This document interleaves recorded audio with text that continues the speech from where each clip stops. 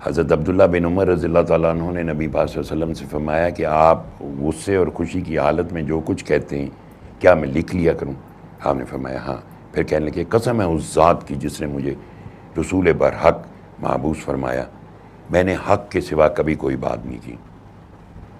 حضرت علی کرم اللہ وجہہ نے فرمایا نبی علیہ الصلوۃ والسلام نے کبھی کسی دنیا کی چیز کے بارے میں غصہ نہیں کیا، ہمیشہ حق کے معاملے میں کیا. اور ان کا جو غصہ تھا وہ ایک اعتدال سے باہر نہیں تھا. میں نے حد سے نہیں نکلتے. غصہ اگر دنیا کے لیے ہے تو مکر و فریب ہے، اور اگر آخرت کے لیے تو وہ علم ہے اور حلم ہے. یعنی آپ کے اندر علم بھی لاتا ہے، آپ کے اندر بردباری، برداشت، اور آپ کے اندر بہت بہتری لے کے آتا ہے. چونکہ ہمیں تو چھوٹی چھوٹی بات پہ غصہ آتا ہے کہ ہم اپنے آپ کو دوسرے سے بہتر سمجھیں، اور اسی بات پہ یعنی آپ کی کوئی چیز کسی نے لے لی آپ کو بتائے بغیر، کتنا غصہ آتا ہے جی. لیکن اگر آپ کے پاس ویسی 4 چیزیں ہوں اور کوئی ایک مانگ لے تو آپ دے دیتے ہیں، آپ کو غصہ نہیں آتا. خون اگر آپ خود دینے جاتے ہیں بلڈ بینک میں تو آپ کو غصہ آیا کبھی؟ لیکن اگر کوئی آپ کا زبردستی خون نکال لے چند قطرے، پھر کتنا ہوگا غصہ؟ تو اس کا مطلب ہے کہ ہم کس بنیاد پہ اور کیوں غصہ کرتے ہیں، اور ابلیس ہمارے اس غصے کا فائدہ کیا اٹھاتا ہے. اب یہ دیکھیں نا، تکبر، فخر، عزت طلبی، یہ 3 چیزیں ہیں، اور حمیت، اس کی بنیاد پہ غصہ آتا ہے مجھے. آپ کو آپ کی پسند کی چیز نہ ملے، آپ غصے. آپ گھروں میں بچوں کو دیکھیں، اگر ماں باپ انہیں کوئی چیز نہ لے کے دیں جو ڈیمانڈ کریں، وہ کچھ چیزیں توڑیں گے، اپنے کھلونے توڑیں گے، کیونکہ ان کا اور بس نہیں چلتا. وہ سر پٹکیں گے، پیر پٹکیں گے، ہو سکتا ہے اپنے آپ کو زخمی بھی کر لیں. اسی طرح ہم سب کی اگر کوئی چیز چھن جائے یا ہماری مرضی کی نہ ہو تو ہم فوراً گلہ شکوہ شروع کر دیتے ہیں. اور پھر ہمیں کوئی کچھ کہہ دے، مزہ اگر قلندر پاک رحمۃ اللہ علیہ کے معاملے میں اگر کوئی مجھے کچھ کہتا تھا تو مجھے بہت مجھ سے غصہ آتا تھا. لیکن غصہ وہ جو آپ کی ذات کے حوالے سے آتا ہے، آپ کو جس میں آپ کی ذات شامل نہیں ہوتی وہ جلال ہوتا ہے. وہ فقیر کو جو آتا ہے جلال، وہ غصہ نہیں ہوتا. عام طور پہ یہ ٹرم مشہور ہے، اے بندہ بہت جلالی ہے. لو، سارا دن گانا کرتا پھرتا ہے، غصہ کرتا ہے ہر بندے سے، تو جلالی تو نہ ہوا نا یار. چونکہ جو صحابہ کرام کی شان بیان کی گئی وہ تو یہ بیان کی گئی کہ وہ آپس کفار پہ سخت ہیں. چونکہ جس چیز کا اللہ نے حکم دیا ہے اس چیز میں سختی ضروری، دین کے معاملے میں سختی ضروری.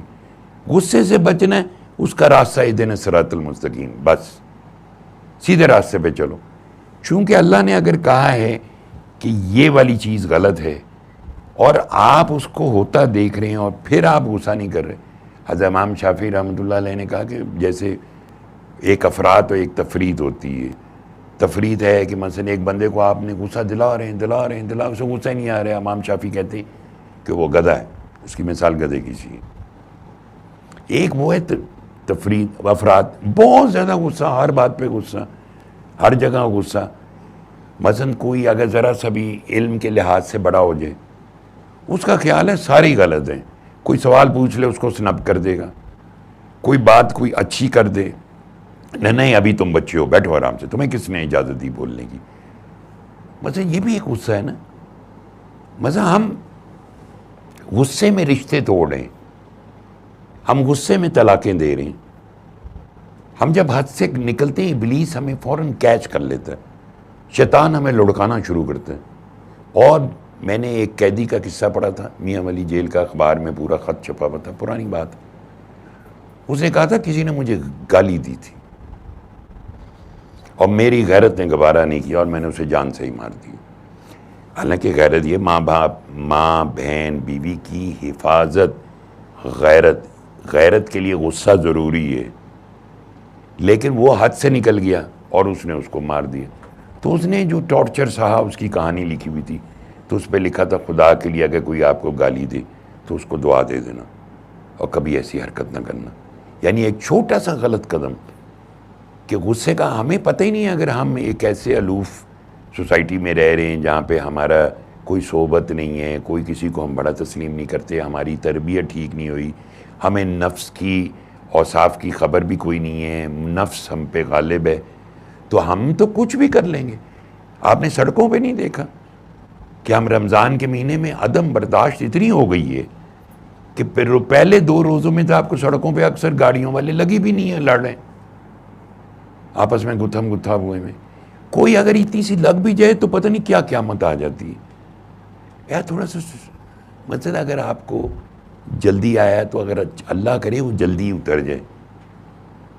غصہ کہ نہ آنا کوئی یہ نہیں ہے کہ نہیں آنا چاہیے, آیا جلدی چلا گیا, آیا اور دیر سے گیا تو کتنا نقصان کرے گا.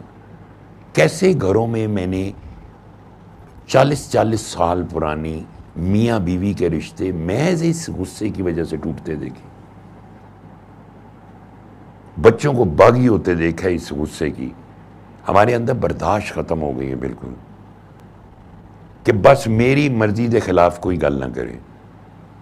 ہم اتنے سخت ہو گئے کہ ہم اپنے بچوں کو بھی غیر سمجھتے اور بیوی کو بھی غیر سمجھتے. ہم نے ایسے کوئی فالس رولز بنا لی ہیں اپنے ارد گرد, اسی میں ہم جلتے رہتے ہیں. پھر ایک دن یا تو ہمیں کوئی بیماری لگ جاتی ہے, دیمک کی طرح کھاتی ہے, پھر دیکھ کے بندہ ڈرتا ہے ایسے انسانوں کو کہ یار اللہ تعالیٰ معاف کرے.